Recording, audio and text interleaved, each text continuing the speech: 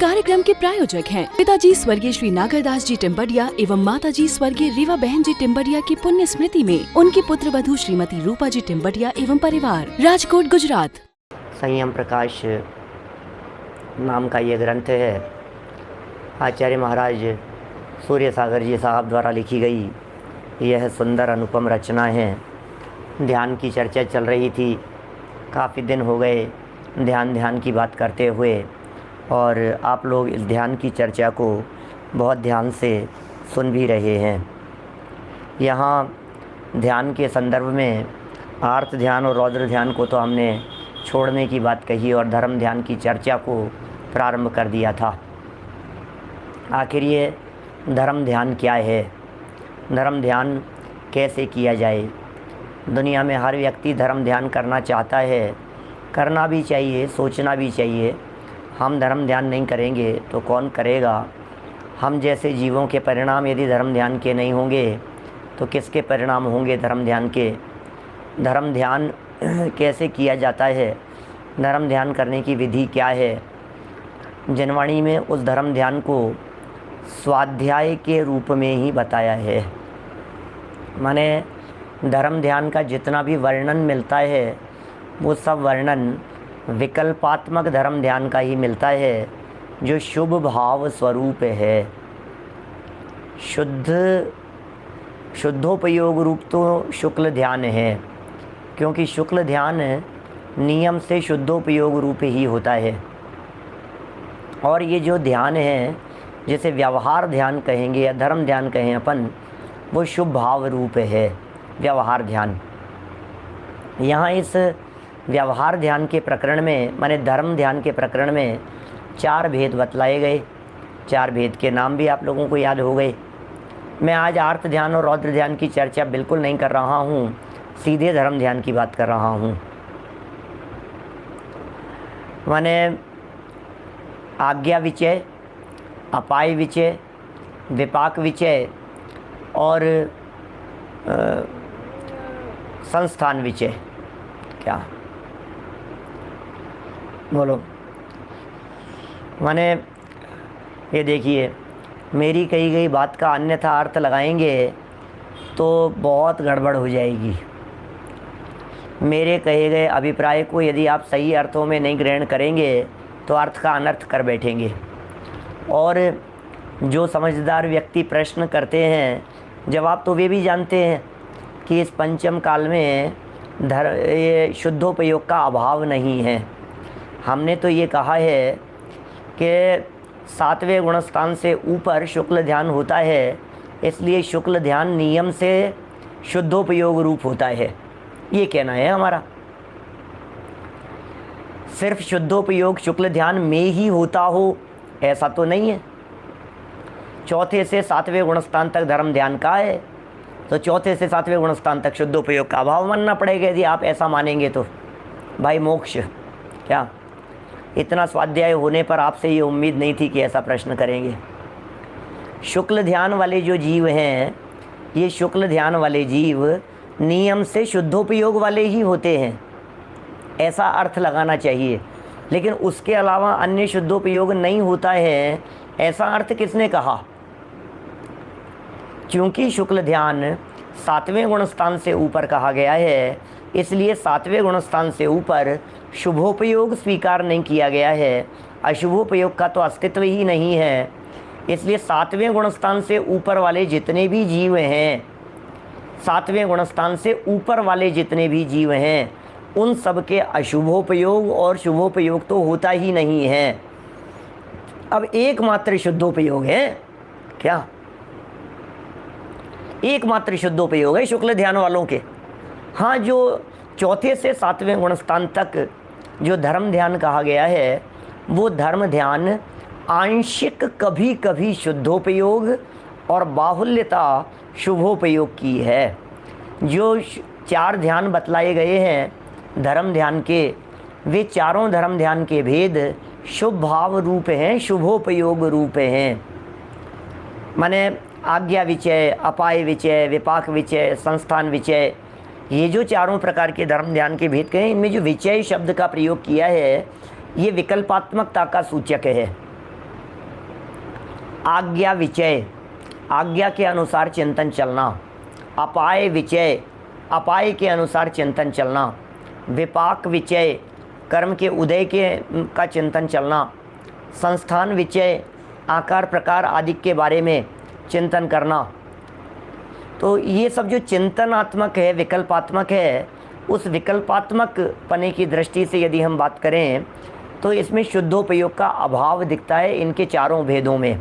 ऐसा भी कह सकते हैं इस ध्यान में, धर्म ध्यान में शुद्धोपयोग गौण है और शुभोपयोग मुख्य है। आर्त ध्यान और रौद्र ध्यान के काल में अशुभोपयोग ही मुख्य है। क्या एक चर्चा ऐसी भी आई, आज मैं हमारे मम्मी जी से चर्चा कर रहा था किशनगढ़, तो चर्चा चल रही थी कि क्या ध्यान से रहित कोई जीव नहीं होता है, ऐसा माना जाए। चर्चाओं में तो ऐसी ही बात चलती है और देखना चाहिए। भाई निलय जी शास्त्री साहब आगरा से, इस संबंध में और चर्चाएं होनी चाहिए, विचार चिंतन मंथन होना चाहिए, आगम को और तलाशना चाहिए, अपने को देखना चाहिए। मेरा जो चिंतन अभी जो जिस तरह से चल रहा है, उस चिंतन के आधार पर मैं ये कहता हूँ कि आर्त ध्यान और रौद्र ध्यान भी निरंतर नहीं है। माने जो निरंतर कहे जाते हैं, अज्ञानी जीव के तो निरंतर है, ध्यान से रहित कोई जीव होता ही नहीं है। तो ध्यान से रहित होता ही नहीं है, इसका अर्थ ये है कि कभी न कभी ऐसा नहीं है कि हम आर्त ध्यान और रौद्र ध्यान से रहित हो गए। आर्त ध्यान और रौद्र ध्यान से रहित हो गए तो इसका मतलब आर्त ध्यान और रौद्र ध्यान अब नहीं होंगे, उसे रहित होना कहते हैं, जिसे बंध विच्छुत्ति कहते हैं ना, जैसे कर्म सिद्धांत में कि अब ये दोबारा नहीं होगा। जैसे मान लीजिए स्त्रीलिंग छेद, इस एग्जाम्पल से आपको ये बात बहुत अच्छी तरह से स्पष्ट होगी। माने स्त्रीलिंग छेद ये किसका नाम है? माने अब वो जीव जिसके स्त्रीलिंग का छेद हो गया है वो भविष्य में कभी भी स्त्री नहीं बनेगा।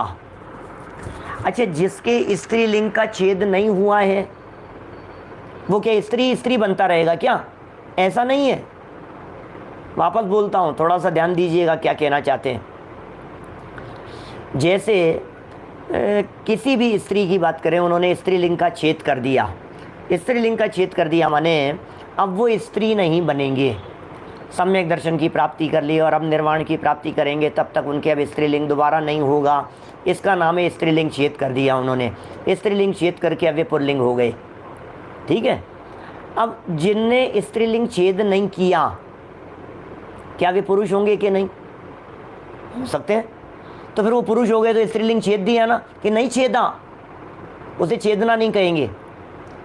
अभी आर्त ध्यान और रौद्र ध्यान है, अब ये होते रहते हैं। मान लीजिए अज्ञानी जीव के, इनसे रहित कोई जीव नहीं होता, यदि ऐसा मान लिया जाए तो फिर आर्त ध्यान और रौद्र ध्यान दोनों ही एक साथ मानने पड़ेंगे। ऐसा नहीं है। फिर कहेंगे कभी आर्त ध्यान होता है, कभी रौद्र ध्यान होता है। जब रौद्र नहीं होता तो आर्त ध्यान होता है, तो सर्वजीवों के मानने पड़ेंगे। फिर दूसरी बात, इसमें और जचता नहीं है मुझे, क्योंकि ध्यान निरंतर मानना ये बनती नहीं है बात। उपयोग की एकाग्रता को ध्यान कहते हैं, उपयोग की एकाग्रता को। और उपयोग की एकाग्रता हो ही हो ये कोई ज़रूरी नहीं है।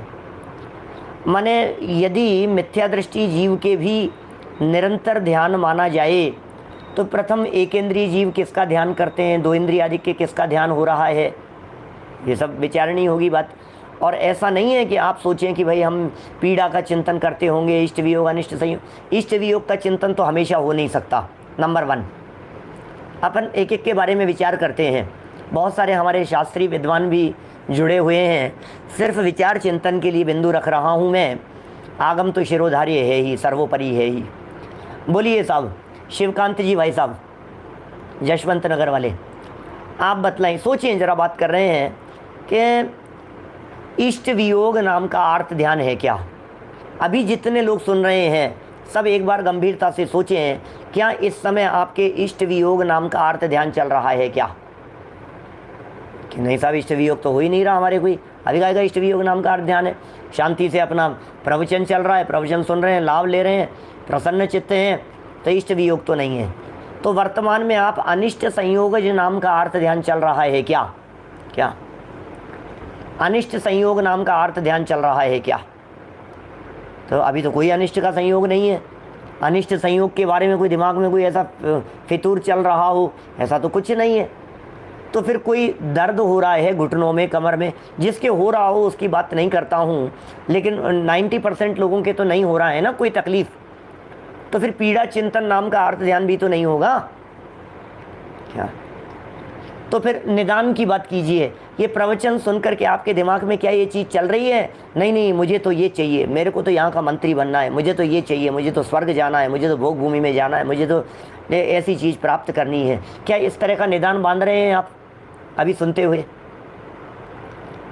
दिनेश सिंघई जी साहब, इसका मतलब अभी सुनते हुए के काल में, सुनील जी साहब विदिशा, इसका मतलब सुनते हुए के काल में आर्त ध्यान का इष्ट वियोगज नहीं है, अनिष्ट संयोगज नहीं है, पीड़ा चिंतन नहीं है और निदान नहीं है। ये चारों नहीं है ना? तो फिर अभी आप प्रवचन सुनते हुए क्या हिंसा में आनंद मान रहे हैं? क्या झूठ में आनंद मान रहे हैं? क्या चोरी में आनंद मान रहे हैं? क्या परिग्रह में आनंद मान रहे हैं? क्या बोलो? नहीं होगा। कहाँ आनंद मान रहे हैं? हम तो प्रवचन में आनंद मान रहे हैं, हम तो सुनने में आनंद मान रहे हैं।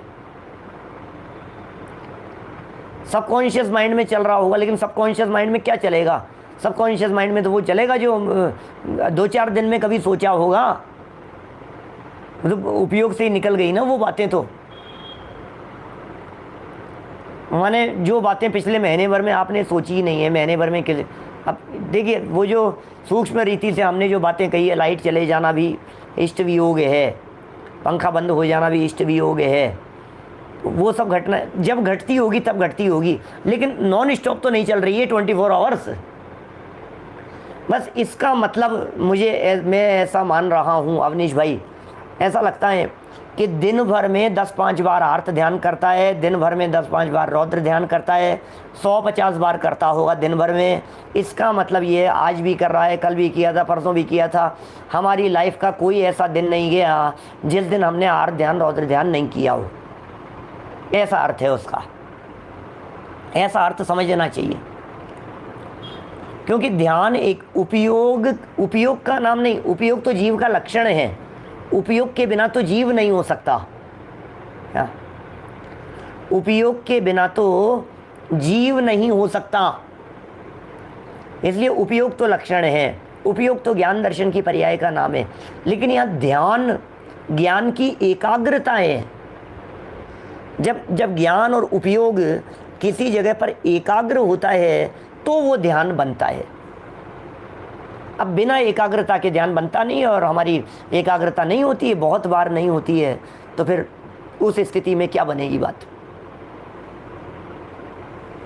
ज्ञान चलेगा, उपयोग चलेगा, उपयोग की धारा चलेगी, शुभाशुभ भाव चलेंगे, निद्रा के काल में भी चलेंगे, कौमा में भी चलेंगे। क्या माने? इसलिए वो ध्यान से रहित नहीं होता का अर्थ यही समझना चाहिए कि ध्यान से मुक्त नहीं हुआ है।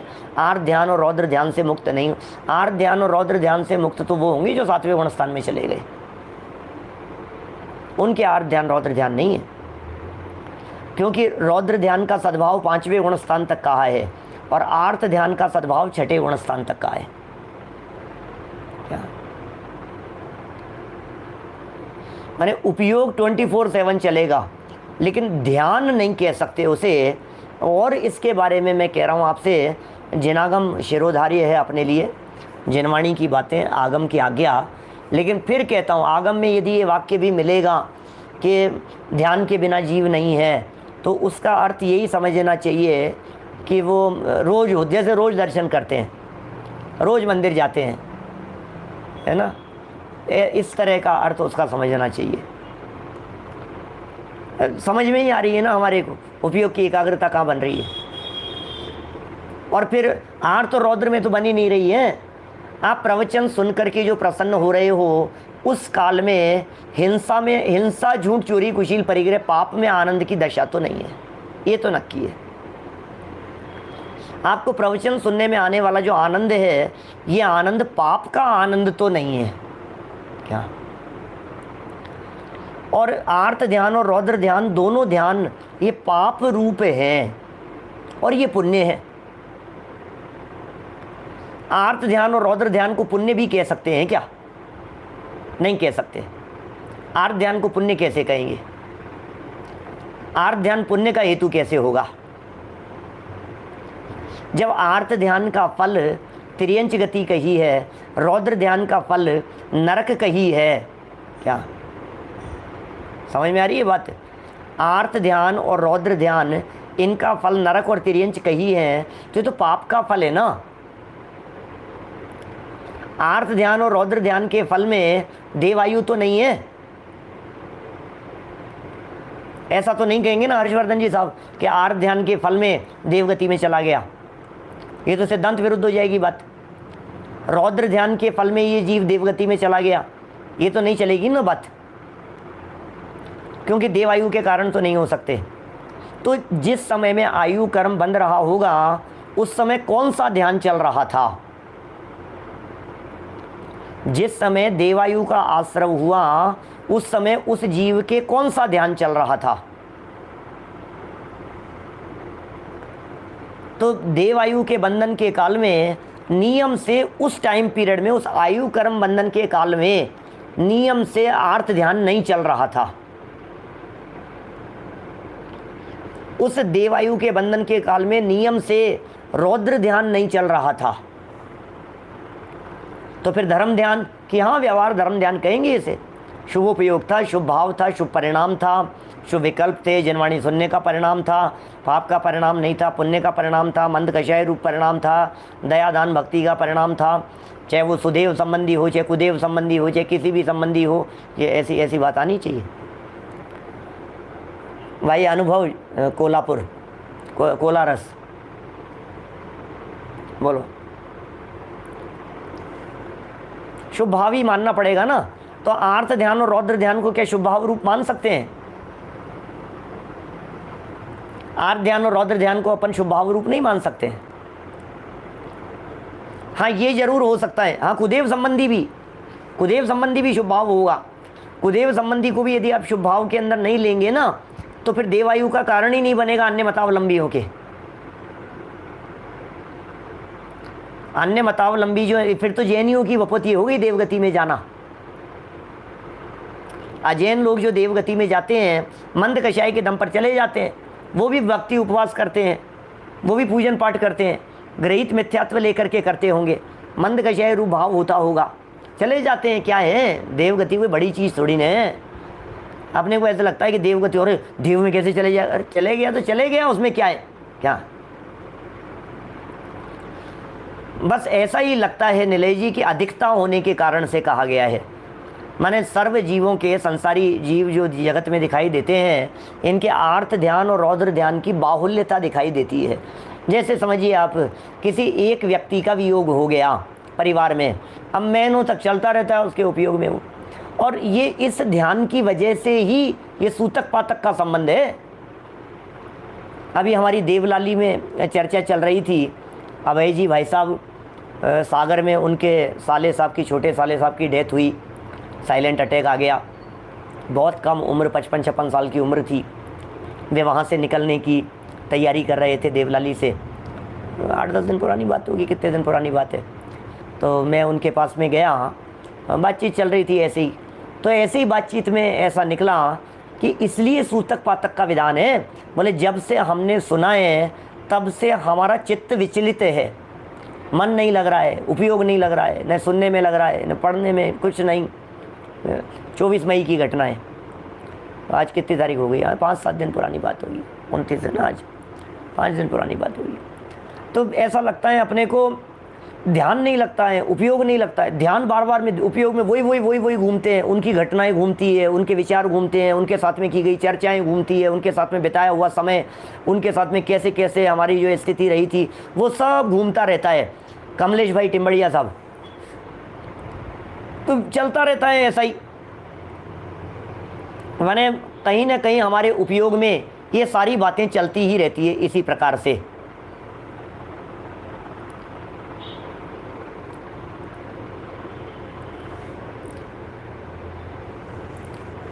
अब चूँकि उपयोग में ये सब चलता रहता है, इसलिए कहते हैं यहाँ चेहरा याद आता रहता है।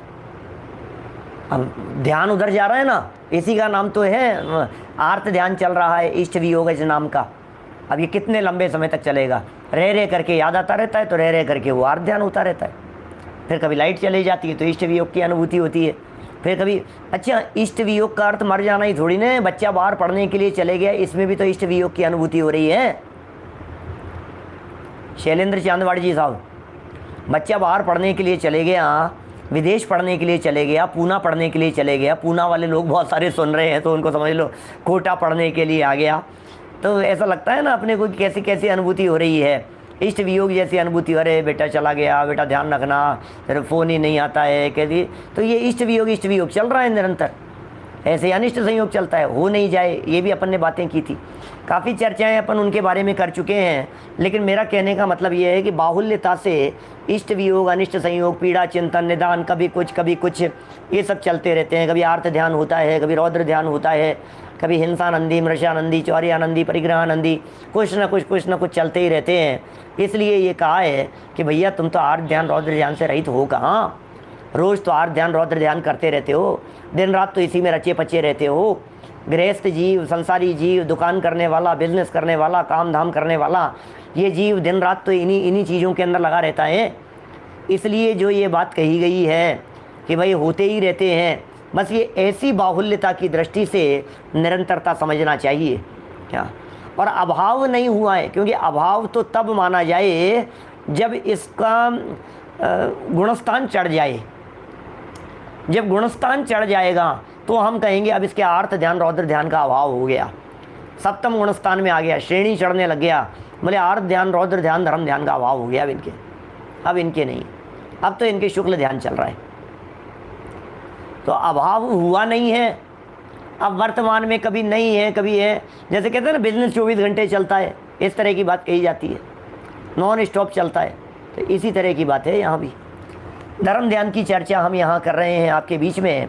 कल हमने आज्ञा विचय धर्म ध्यान की बात की थी, आज्ञा विचय नाम का धर्म ध्यान, और उसमें जिनवाणी की आज्ञा मानने की बात कही गई। जिनवाणी की आज्ञा मानो, जिनवाणी की आज्ञा स्वीकार करो। जिनवाणी कैसी है, जिनवाणी क्या कह रही है, जिनवाणी में 6 द्रव्य 7 तत्व कौन कौन से हैं, क्या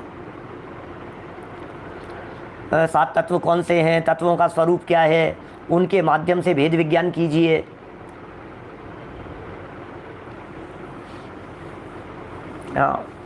ये वियोग के बिना भी वियोग का चिंतन, ये मैंने पीछे जो ध्यान की चर्चाएं की है ना, उसमें ऐसे दो तरह से उनको घटित करके बतलाया है। पिछले दिनों में जो मैंने चर्चा की है, जैसे इष्ट वियोग हो गया तब और हो नहीं जाए तब, ऐसे सब में 2 रूप में घटित करके पिछले दिनों में बतलाए हैं। और सब आप लोगों ने सुने ही हैं, ध्यान होंगे आप लोगों को, ध्यान होगा वो सब। आज्ञा क्या है, क्योंकि इनमें तत्व 7 होते हैं, द्रव्य 6 होते हैं। अब इनमें आज्ञा के अलावा और कुछ आप कर ही नहीं सकते हो, आज्ञा से ही मानना पड़ेगा। तो इन्हें आज्ञा विचय नाम का धर्म ध्यान कहा गया है। फिर दूसरे नंबर पर है अपाय विचय। वैसे आज्ञा विचय में चरणानुयोग को भी लिया जाता है, क्योंकि चरणानुयोग की बातें ये आज्ञा है, उन्हें आज्ञा से स्वीकार किया जाता है। मर्यादा पूर्वक उन बातों को स्वीकार करना, बस ये आज्ञा विचय है। मैंने इसमें कि साहब आलू नहीं खाना, तो बोले साहब क्या क्यों नहीं खाना, क्योंकि बोले आलू में अनंत जीव हैं। तो बोले आलू में अनंत जीव हैं तो किसने देखे, बोले ज़्यादा दिमाग मत लगाओ, आज्ञा से स्वीकार करो। इस कार्यक्रम के प्रायोजक हैं पिताजी स्वर्गीय श्री नागरदास जी टिम्बडिया एवं माताजी स्वर्गीय रीवा बहन जी टिम्बडिया की पुण्य स्मृति में उनकी पुत्र वधू श्रीमती रूपा जी टिम्बडिया एवं परिवार, राजकोट गुजरात।